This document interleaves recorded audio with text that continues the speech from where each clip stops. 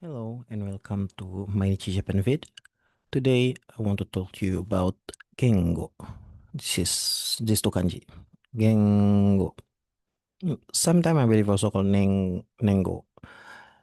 So this is Japanese naming system, year naming system. So in the West we have uh, we also name our year. We name them AD and BC.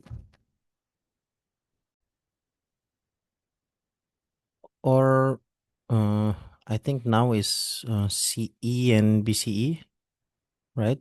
In the past, it used to be AD and BC.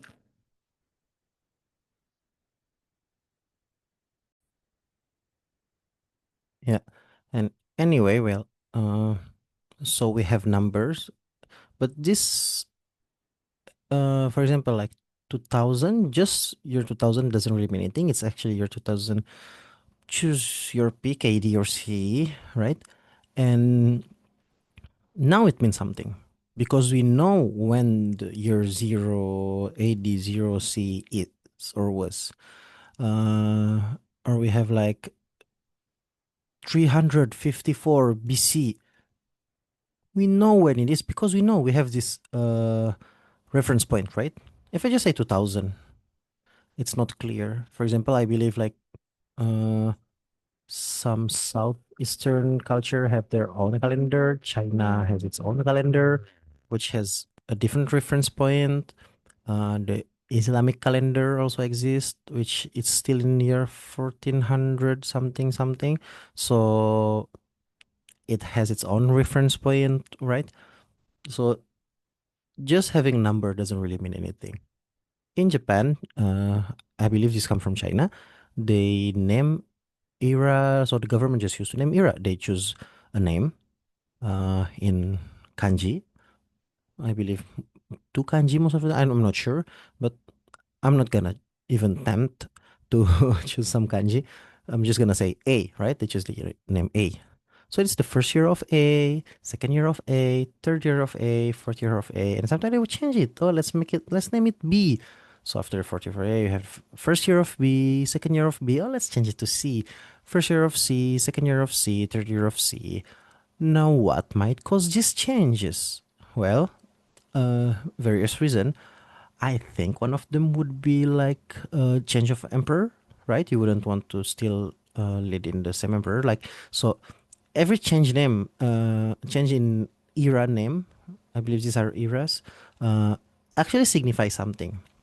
Emperor change, for example, a disaster happened. Like let's say like a big flood here happened. Whoa, it's raining, and we're like, "Oh, this name is not the name A is not auspicious enough, or it's no longer auspicious. Let's change it to B." And then like here, oh, fire happened. Like oh, B turns out might have been worse. Let's change the name to C, right? Something like that. So they would change and. It's very difficult, I believe, if you're like reading old Japanese documents, because this is like the official one, right? Like year this of this. If you don't know when this name, like let's say is XX, right? When XX is, you don't even know. You need to know when is the first year of XX. Then if it's like 13 year of XX, then okay, add 13 years to that. So on. So that's how it used to be. It's kind of yeah, that's just interesting era names, right? And they didn't. It wasn't like continuous. You just need to know what year it was. What year it was. Now, ever since the Meiji Restoration, they changed it to only changing era names each time they change emperor. So this started with Meiji. There's Meiji Restoration. Then you have Emperor Meiji. So the name of the era is Meiji era. And then you have Taisho, and Showa,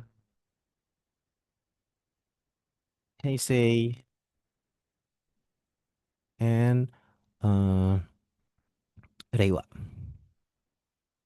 Okay, so these are all the emperor names. So since 1860 and 68, when I believe Japan modernized, depending on the definition, right? I think it's when Japan modernized. Before that, it was Edo period, but this is not an era name. This is like there are many eras in here, in the Edo period.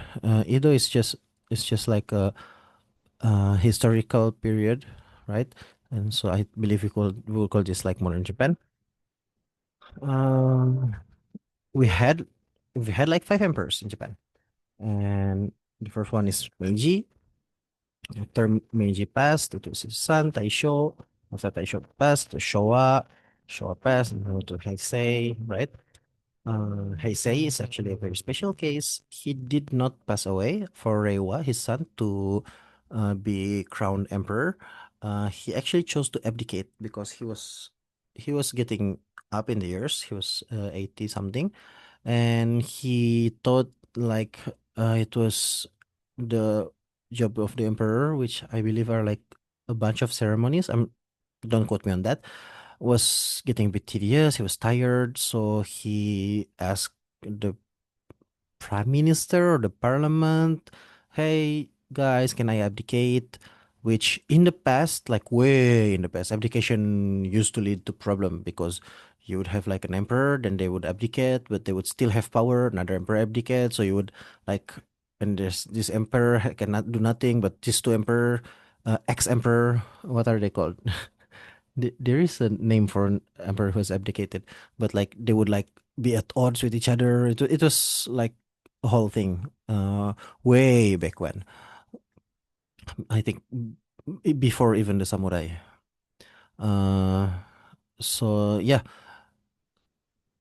so it was like, oh, nuance. Anyway, the parliament eventually gave him the green light, and he abdicated in 2019. So this was like a big event, like a big deal in Japan. Like, oh, the emperor abdicated. And then his son, who became Emperor Reiwa, uh, well, not rose to power. I'm not sure how much power an emperor has in Japan, but was crowned emperor. Uh, yeah. And so that's how it was.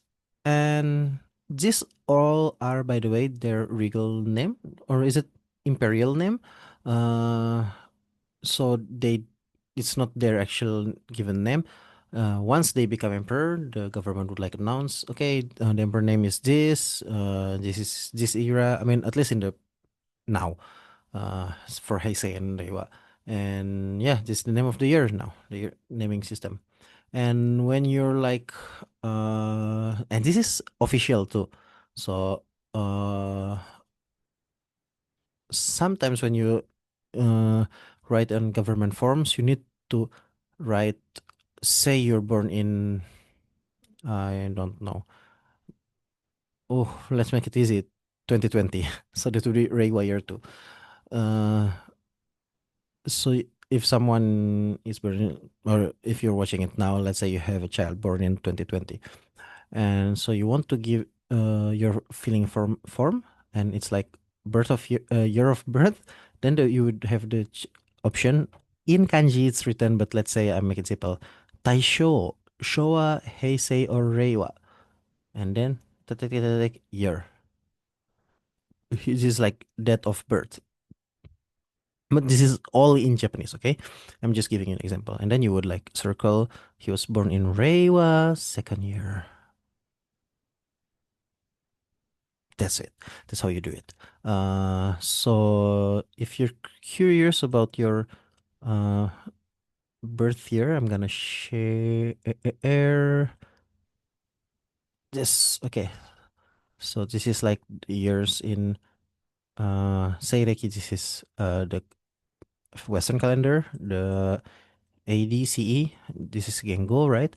So Meiji, first year. And oh, the first year, I forgot the first year. We gonna call first year, we called this Ganneng. So if your son was born like September 2019, you would say you would choose the Reiwa, and then you would put this instead of one. Yeah. Let's see. So this Showa, and then Taisho started 1912. Showa started 1926. And Heisei 1989. So whatever you born, uh, people who watch, like if you're born in like 1985, you're a Showa kid. You're born in the Showa. Uh, If you're a 90s kid, you're most likely born in the Heisei era. Well, not most likely, 100%, uh, since it started in 1989. So if you're born in 1995, you'd be like Heisei 7. And then if you're born in Reiwa 4 or Reiwa 2nd was 2020, and today I'm recording this 2025. This is now Reiwa 7th year. Yeah, that's a bit of an introduction of what we call Gengo, and hope it was helpful. See you in another video.